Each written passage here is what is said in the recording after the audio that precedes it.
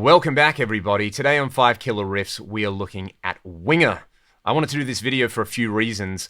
First and foremost, you guys have been asking me to do a 5 Killer Riffs on Winger for a while. I've done bands like King's X and Whitesnake, and it only feels right to do one of my other favorite bands from that era in Winger. Number 2, my band Ragdoll just finished a run of shows on the east coast of Australia, and we did a few shows supporting Kip Winger's solo acoustic show, which is simply amazing. So I've got home and I've been super inspired by that to bust out my Winger albums and slap all of this together. And 3, they were a band that, in my opinion, was unfairly done by at the time. You know, they got lampooned by Beavis and Butthead. You can go and read all about that, but Winger were great players. They were like a hair metal Toto. Great players on their own, but putting them together, you got something that, in my opinion at least, was more than the sum of its parts. And everybody knows Winger because of the song 17. So let's start with riff number 1, 17.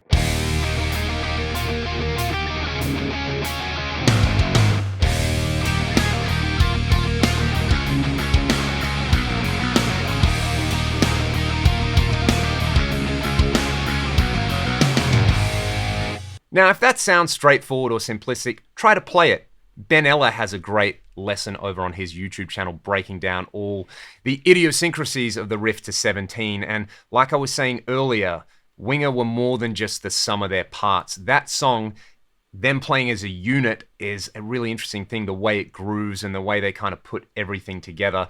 I think Rod Morgenstein on drums was a very big part of that there, and you can listen to the bass and the drums, the way they lock in, and then listen to the way the guitar riff kind of swirls all around that. Now, everybody thinks of 17, but they probably don't think about a riff like Junkyard Dog, which to me sounds like a cross between Alice in Chains and Metallica. This is Winger at their heaviest. It's off the Pull album, and it kind of goes like this.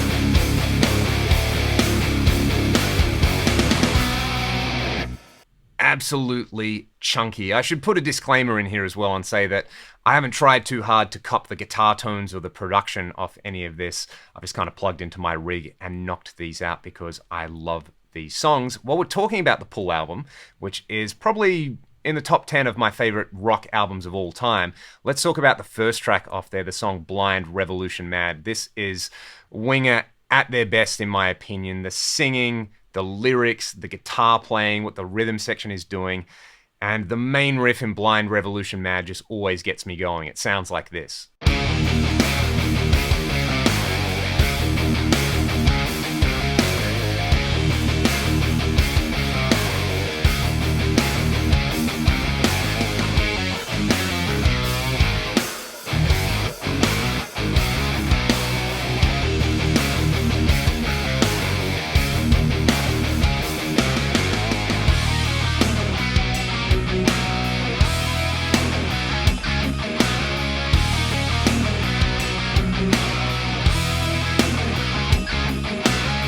And that song and that album is kind of like the template, I guess you could say, for the sort of sound my band Ragdoll has. People always compare us to Winger and to King's X. And if you've listened to Winger's Pull album and King's X's Dogman album, well, you know, that kind of gives the game away.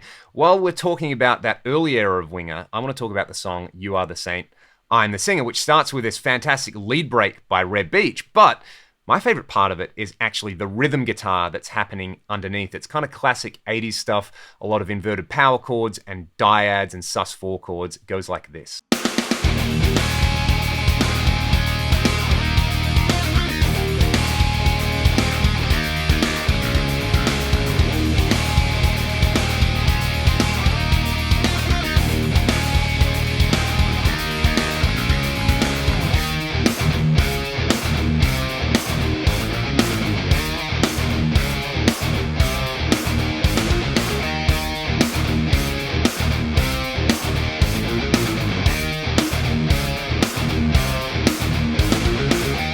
And to round things out, my absolute favorite Winger song, this would have to be probably in my top 4 or 5 songs from the entire hair metal era. It's the song Rainbow in the Rose. The lead playing at the start of this and the whole track and the production with the big keyboards just does it for me. I'm terrible at programming synthesizer sounds, so please forgive me for this, but I've tried to play Reb's part at the start. I'm obviously not playing a Sir with a Floyd Rose or anything. I'm playing a PRS, so this is my take on the intro to Rainbow in the Rose.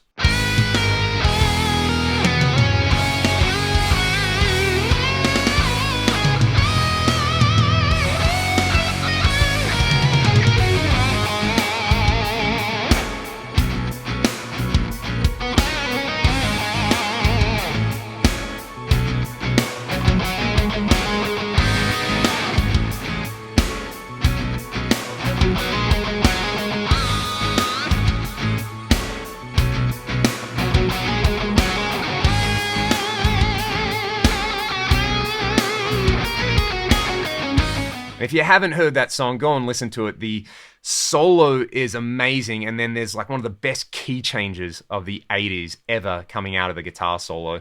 Red Beach has a really interesting video that he put up ages ago on YouTube where he's talking about having to sing backing vocals in that song and play the guitar solo and nail the key change and all that kind of stuff.